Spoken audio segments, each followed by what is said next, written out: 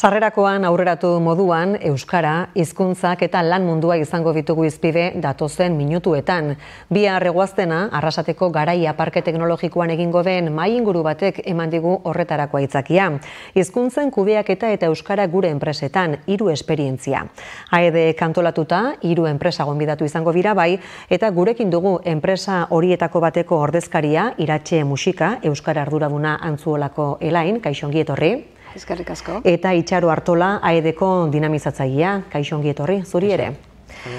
Itxaro, lan munduan, industria eta zerbitzu enpresetan gehien bat, ze presentzia dauka euskarak? Baditugu EAEko eta Debagoieneko datuak?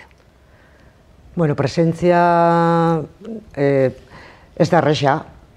Argazki bat ematia, askotarikoak direlako lan munduan, edo arlo sozioekonomikoan euskara bultzatzeko ekimenak, bai tokian tokikuak, edo ezagutzen ditugun ziurtagiriak eta adibidez, ezta, bikain dala, bai euskarari dala. Danala, bueno, pare bat datu moteko moduen bagaz, nahiko esanguratsuak esango neuke, erkidego mailakuak. Gaur egun, 15 langiletik gorako, 6.000-tik gora enpresa daz erkideguan, eta horietatik 2% bakarrik dauka euskara plan bat. Orduen, bueno, uste dut nahiko esanguratsua dela datua. Egia esan Debagoienian egoera asko zobia da. Aipatu ditudan 2% horietatik eren bat kooperatibak die, eta badakigu, gure baiaran nahiko zabaldua dagoela kooperatiben eredua. Mondragon taldean adibidez 302 euskara plan bat dauka, Arrasatetik kanpo be, Elairen adibidea dauko, edo Bergaran Fansan urtean sinatu zen Arixa ekimena. Orduan, esan leke bizi garela, oasi txiki baten basamortu zabal eta lehor baten erdixan. Bai, datuak entzun da ala birudi, bilakaeraz galdetu nahi nizun, eta datu horiek entzun da Debagoienean izandako bilakaeraz galdetu beharko nizuke zehatzago. Bai, lan munduan euskara bultzatzeko esperientziak lehengoko ekimenak aurreko mendeko 70-ko hamarkadan hasi ziren, langileen ekimenez, enpresen ekimenez baino gehiago, gau eskolekin, eskolak moten, edo kooperatibetan adibidez kontseilu sozialetan euskara erabiltzeko eskaerak eta eginez.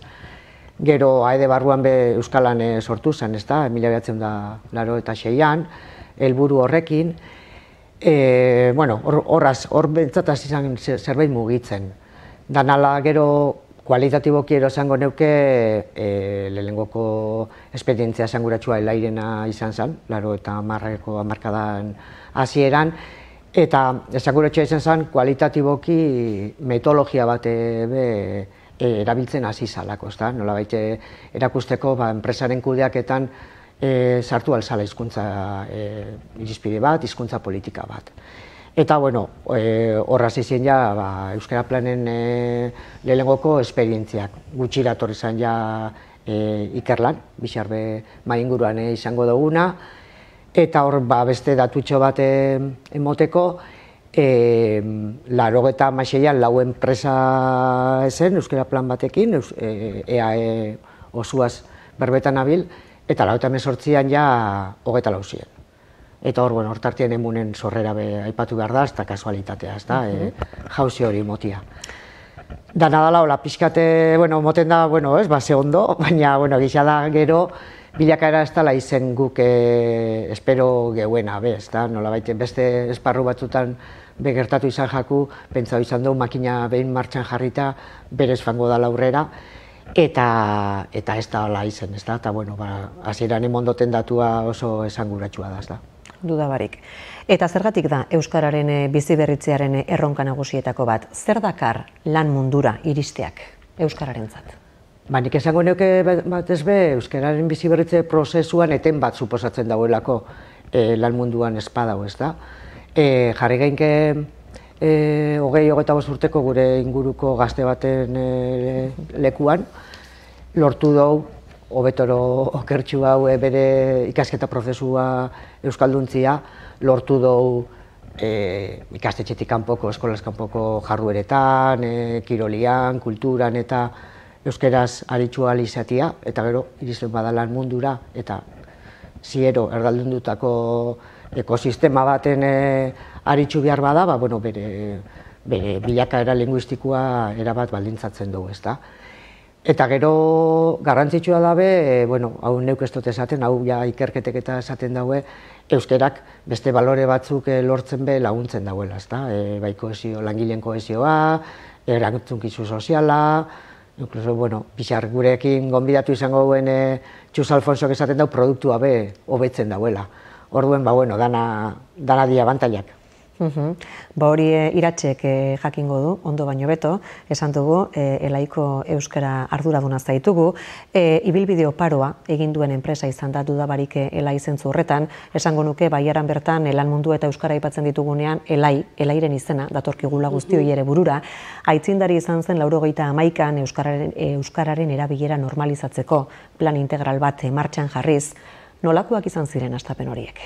Hasieran, aprobetxarok esan dauenan aritxik, Elai antzu lan dau, eta langile guztiak zian bertakoak edo bergarakoak. Eta gehiengo zabal bat, euskalduna zan.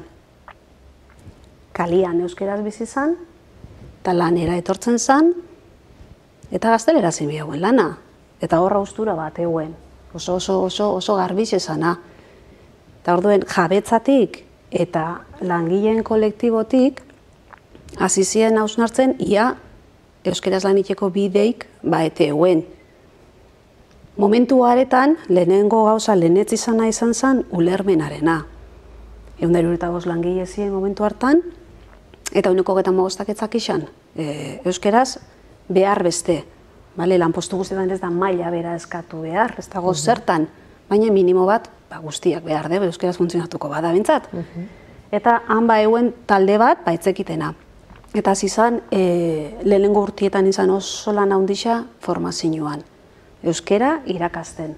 Bai, etzekienari eta baita bere maila hobetu behar eguenari be. Orduan jende asko, 80 persona edo gonzian hor murgilduta euskera ikasketetan.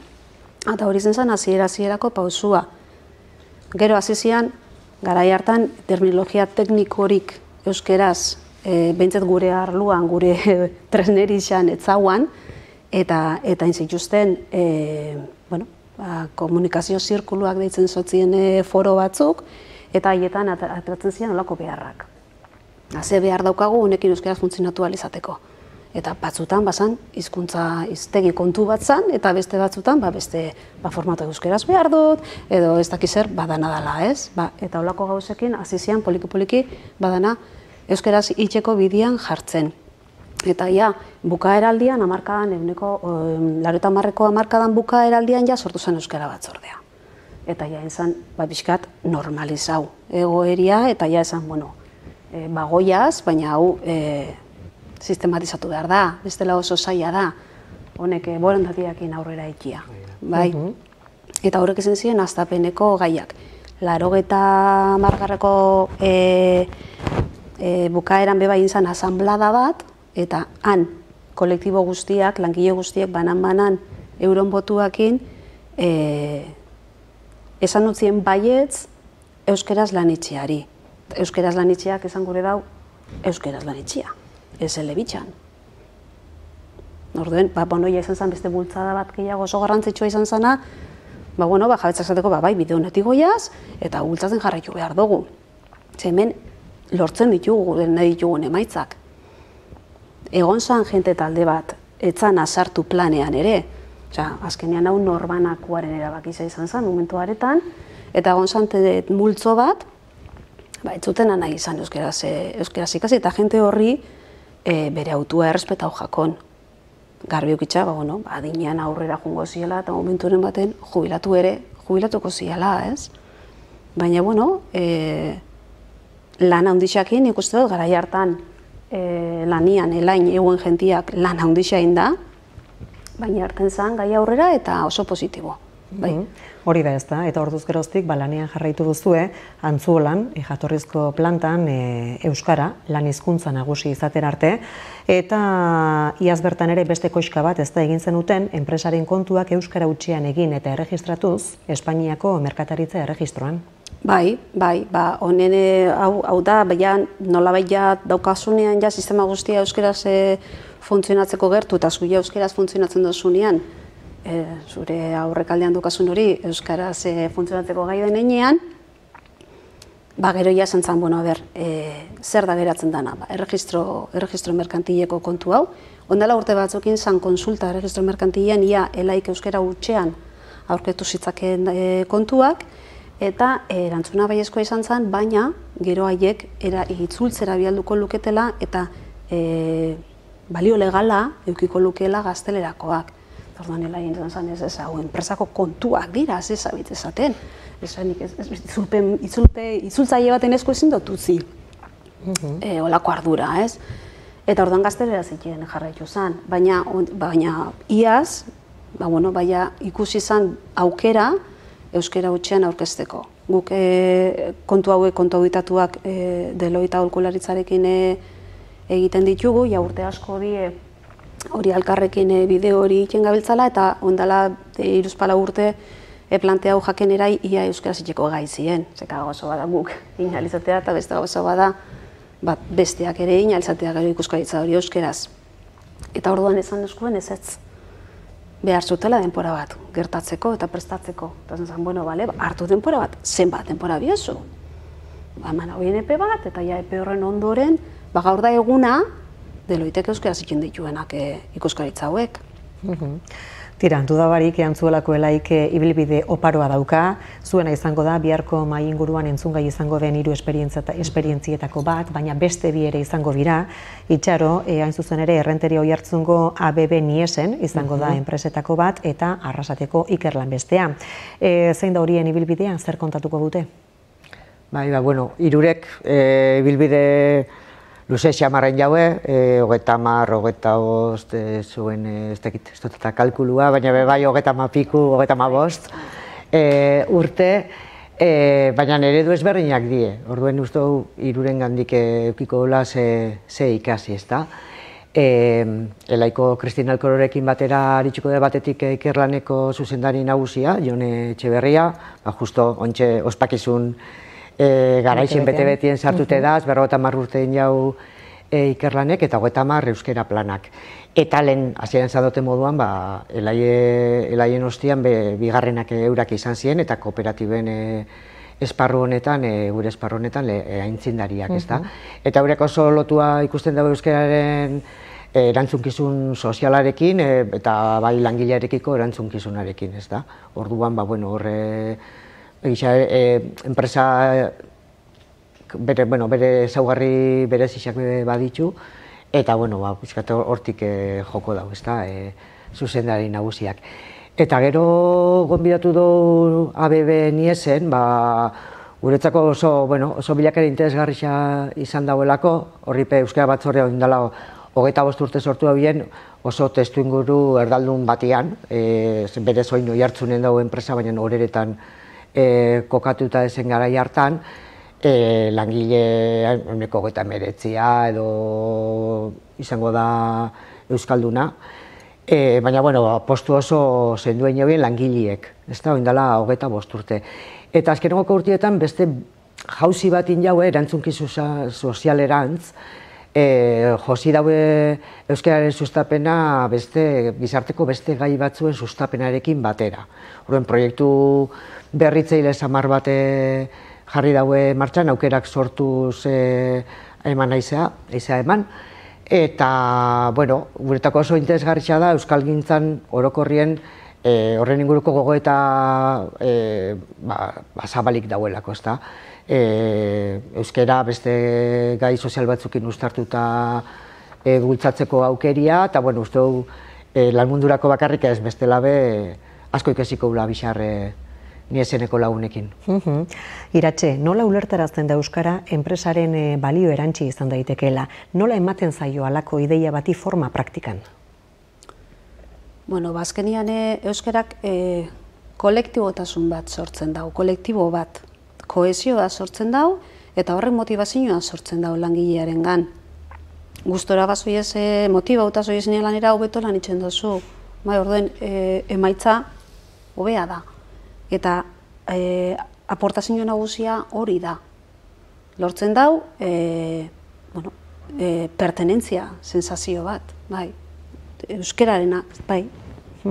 Edozein kasutan guk euskaran jarri dugu fokua, baina nola egiten da hizkuntzen kudeaketa enpresa batean, zertzuk hartzen dira kontuan, esate baterako zuek zenbat herrialdetan zaudete, zenbat hizkuntza erabiltzen dituzue zuen egunerakoan, nola kudeatzen da hori guztia enpresa batetan? Bueno, hori euskararekin edo beste edozein hizkuntzakin gertatzen den gauza bada, Elaik dauzka 3 planta eta gero 2 bulego komertzial. Planta bat dago Txinan, beste bat dago Mexikon eta 3. hemen. Eta bulego komertzialak bat Alemanian eta bestea Estatu Batuetan. Guk 3 hizkuntzatan funtzionatzen dugu. Funtzionatzen dugu gure barrura eta aurrekoa euskalduna danean euskeraz, eta bestela, bestearen hizkuntzan. Funtzionatu dezakegu gazteleraz edo inglesez. Eta oso ohikoa da. Elain oso ohikoa da, kanpoko jentearekin hitz egiten zabiltzanean, euskeraz da beste hizkuntza bat entzutea. Hori horrela da. Ez gara bizi bakarrik.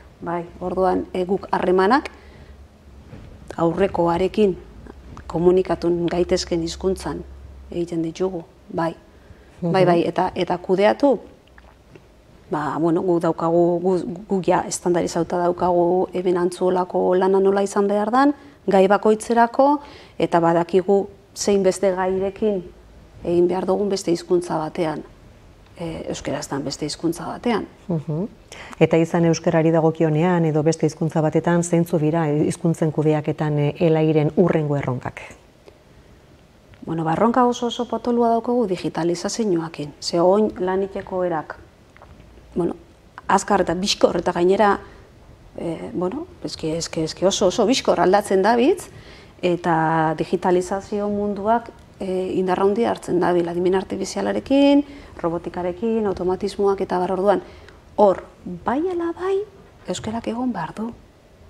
Ze bestela kanpoan geratuko da. Orden, oin gure erronka potoloetako bat, da, lortzea, Elaira datozen digitalizazioko erraminta horiek euskeraz ere egotea.